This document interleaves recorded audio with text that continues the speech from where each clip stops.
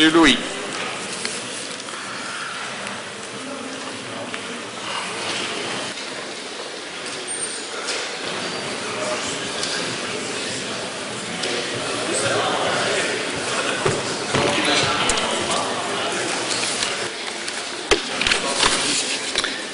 Merci, Monsieur le Président. Monsieur le Premier ministre, chers collègues, donc, comme nous le savons, cette semaine, il y a eu une réunion donc, entre le président français Nicolas Sarkozy et le Premier ministre italien Silvio Berlusconi. Au terme de cette réunion, ils ont exprimé leur volonté d'adapter le traité de Schengen afin de faciliter le rétablissement temporaire de contrôle donc aux frontières intérieures de l'Union.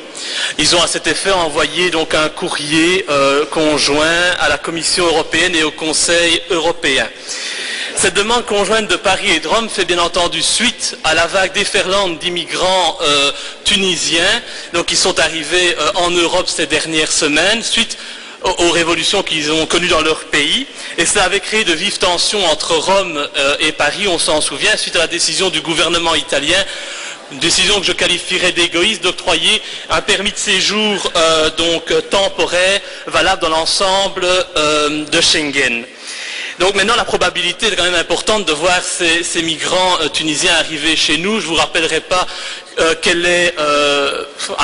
quel point notre pays est prisé de par votre politique migratoire. Et donc, évidemment, nous avons un problème de taille, c'est que nous n'avons ni les moyens ni les structures de les accueillir. Donc je voudrais savoir quelle est la position de la Belgique en la matière, si vous comptez avoir aussi le courage de vous joindre à cette demande franco-italienne et donc de demander le rétablissement temporaire de contrôle aux frontières intérieures. Je vous remercie. Merci beaucoup, Monsieur le Premier ministre.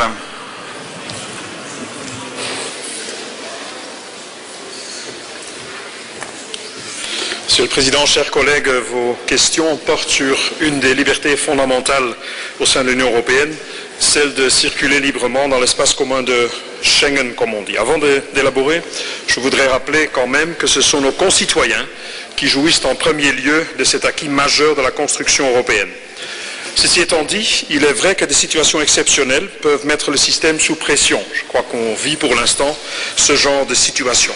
C'est donc le cas aujourd'hui où des États membres du bord méditerranéen sont confrontés à un afflux soudain, imprévu, de milliers de ressortissants non européens aux frontières extérieures de l'Union. Cet afflux est évidemment lié aux circonstances politiques dans toute la région sur lesquelles je ne veux pas m'étendre ici. Le président Sarkozy et le Premier ministre Berlusconi ont adressé ce 26 avril un courrier commun au président Barroso et au président Van Rompuy. Vous y avez fait allusion. Ils y demandent, entre autres, d'examiner, et je cite, la possibilité de rétablir temporairement le contrôle aux frontières extérieures. Selon eux, ce rétablissement devrait être envisagé, et je cite, en cas de difficultés exceptionnelles dans la gestion des frontières extérieures communes dans des conditions à définir. Alors la position belge, je voudrais d'abord remarquer que les contrôles policiers renforcés auxquels nous procédons depuis plusieurs semaines ne montrent en fait, en pratique, pas d'afflux particulier supplémentaire chez nous. La Belgique reste par ailleurs attachée au respect des conventions internationales et tient à se distancier de mesures unilatérales qui seraient contraires aux règles de fonctionnement de ces conventions. Il n'est pas question d'accuser les États membres concernés par la crise actuelle d'une mauvaise application de ces règles, des règles. Mais il est clair qu'en raison du flou de certaines dispositions Schengen, le système est confronté à un dysfonctionnement.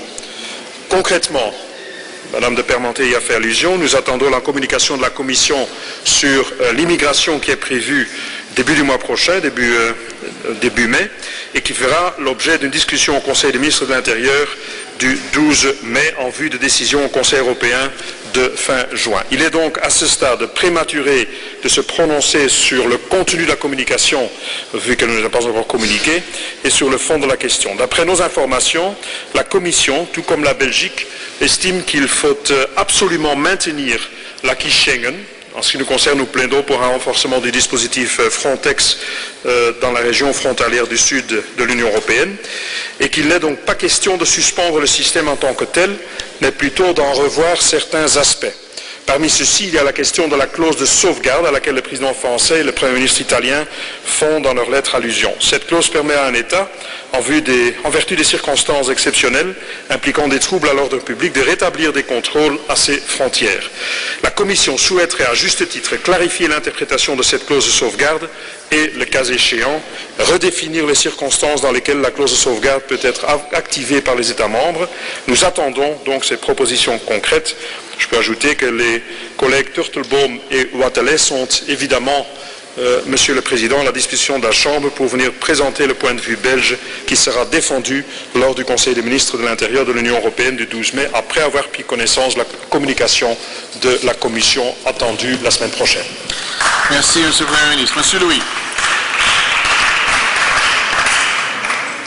Oui, merci Monsieur le Premier ministre. Je vous remercie pour votre réponse, mais je pense sincèrement qu'on fait fausse route et qu'une adaptation s'impose, parce qu'il est nécessaire, selon moi, que l'immigration massive et incontrôlée puisse constituer une circonstance exceptionnelle qui permette aux pays qu'ils souhaitent, bien entendu, de prévoir de leur propre initiative un rétablissement temporaire des frontières intérieures.